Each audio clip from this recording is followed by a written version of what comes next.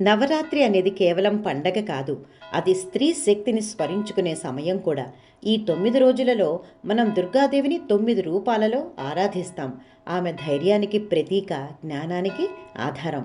ప్రథమం శైలపుత్రీ చ, ద్వితీయం బ్రహ్మచారిణి, తృతీయం చంద్రఘంటేతి, కూష్మాండేతి చతుర్థకం, పంచమం స్కందమాతేతి, షష్టం కాత్యాయనీతి చ, సప్తమం కాలరాత్రీతి, మహాగౌరీతి చాష్టమం, నవమం సిద్ధిదాత్రీ చ, నవదుర్గాః ప్రకీర్తితాః.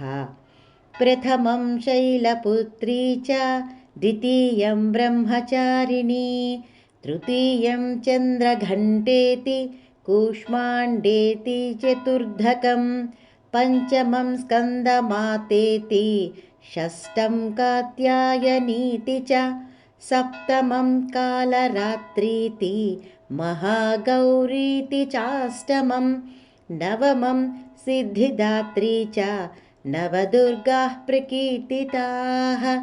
ఈ నవదుర్గలు మనకి నేర్పేది ఏంటంటే, శైలపుత్రిదేవి ఎలా గ్రౌండెడ్గా ఉండడం అనేది, బ్రహ్మచారిణి సెల్ఫ్ డిసిప్లైన్ మరియు డెడికేషన్గా ఉండడం, చంద్రఘంటి ప్రశాంతత మరియు ఇన్నర్ బ్యాలెన్స్గా ఉండడం, కూష్మాండేతి నర్చరింగ్ ద లైఫ్, స్కందమాత ఒక తల్లిలాగా అన్కండిషనల్ ప్రేమని ఎలా పంచటం అనేది నేర్చుకోవచ్చు, కాత్యాయని భయాలని ఎలా అధిగమించాలి, ఏమాత్రం వర్రీ అవ్వకుండా అని, కాలరాత్రి ఒకటేమో ఛాలెంజెస్ని ఎదుర్కొనే ధైర్యాన్ని ఇస్తుంది, రెండవది అటాచ్మెంట్ని వదిలేసేయటం, మహాగౌరి మనస్సు హృదయం స్వచ్ఛంగా ఉంచుకోవటం అండ్ సెల్ఫ్ రిఫ్లెక్షన్ని ఎలాగా పెంపొందించుకోవాలి అనేది, సిద్ధిదాత్రి రైట్ పాత్రలో నడుచుకోవడం మరియు ఆల్వేస్ ట్రూత్ఫుల్గా ఉండడం.